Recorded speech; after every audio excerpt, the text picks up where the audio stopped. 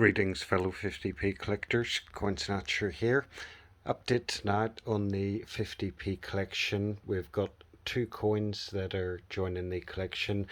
The three trays in front of us that we have are the Isle of Man Viking ship series of 50p's. A splendid series of 50p's. It started way back in 1971 and went away up until 1987.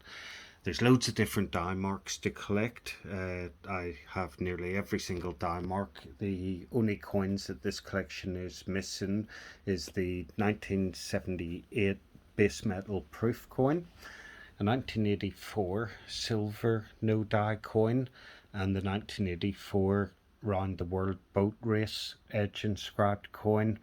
So those are three coins that I still need to get into the collection. Over in this tray we've got 28 of the these are the 1979 edge inscribed coins celebrating Her Majesty's visit to the Isle of Man. So there's various ones of those, but the long and the short of it is there's 28 of them in total, and I just need one with a July AB inscription on it to finish that set as well. So as I was going through the collection, there was one of the coins in the collection that was pretty ropey looking, to say the least, and this is the coin in question here. Now when I bought this coin I thought it was a 1985 no die coin that had suffered quite heavy damage. You can see there, I'll pop the capsule off it, see if the light's a bit better, but a heavily corroded surface on it, and hard to tell if there's any mirror-like fields behind that sort of damage. But anyway, still a very interesting coin, and I was quite happy really. I popped it down as a no die coin, but after having had a look at it several times, I don't think it is a no die coin. I think it is just a corroded circulated coin. It's very hard to tell because there's some bits of it where it looks like it might have had a mirror field or frosted relief on it, and then other ways you look at it and it doesn't look right. So a bit of a conundrum, this coin in itself. But if we pop that back in, what I have done is make a space for the 1985 no die proof coin. This one arrived today. So this is it here. It's a splendid looking coin. I think there's either a little bit of toning on the coin, or perhaps just the plastic that it's in the flip has caused this, but either way it's coming out of the flip, so we'll find out in a second. But it's a really nice coin. It's got my favourite portrait of Her Majesty on it, and then we have the shield. So we got the mirror like field around the shield, and then the shield is frosted. An exceptionally nice looking coin. For anyone who collects Isle of Man and the various guises, Christmas 50p's or TT 50p's or Viking 50p's, a lot of the coins will have die marks on it, like AA or AB or D or E or all various different ones. But coins that have no die mark on them are in themselves quite rare. So let's get this out of the packaging and see what it actually looks like after it's taken out of this flip. Bear with me 1 second. Okay, so here is the coin, and there is a little bit of toning on it, but still a magnificent looking coin. It is just a little bit hazy on the back of it.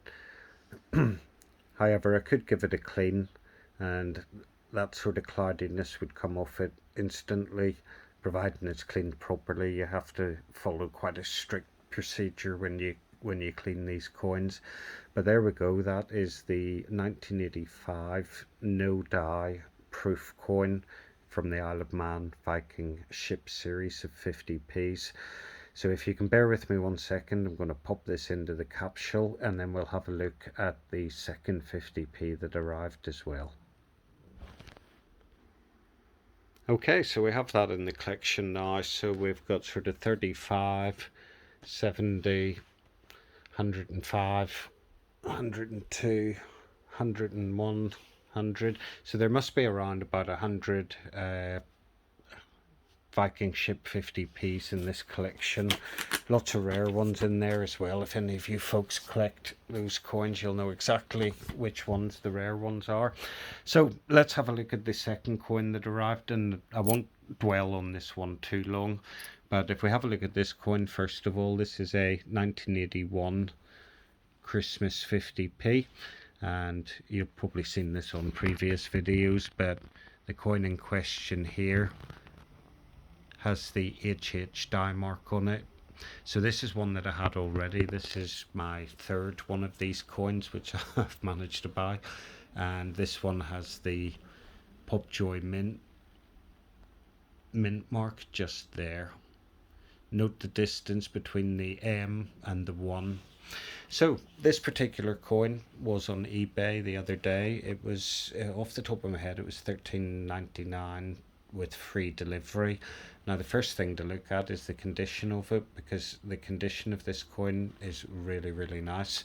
If I zoom out of this a bit, see if we can get rid of a bit of the reflectiveness, but if we compare the two coins, so this is my one, and we can see the finish on it is quite dull, looks like it's been circulated. This one has a much fresher looking finish on it. Really nice coin. But if we pop it over, you can see again the shine on the obverse of that. So absolute bargain in my books, this one, compared to the one I had. You can just see the difference on them. But if we put these two coins on top of each other, well, no, let's see if this is going to play ball. Right, there we go. So if we have a little zoom in on this, so on the bottom coin where you have the PM mint mark, the M is much closer to the 1 in 1981, and if you look at the top of the top coin, you'll see that there's more space between the PM and the 1. So these are die variations, but the die variation is on the obverse of the coin rather than on the reverse. And of course it makes perfect sense, because if you're going to have to swap out the reverse of the coin and the obverse of the coin, they're both struck equal amounts of time, so you have to change them both at the same time. So really every time you have a variation on the reverse, you should have a variation on the obverse as well. But yeah, that was a little bargain this week to come across a really nice condition 1981 HH coin. I did zoom in on the two HH die marks to see if they were different, because that's the real aim of buying these, is to see if there's any variations on the HH. Oh, we're going too far, but I don't know. It's hard to tell. Sometimes I look at it and I think the right hand H is in a slightly different position, but very hard to tell. So there we go. I've waffled on anyway for 8 minutes about two coins.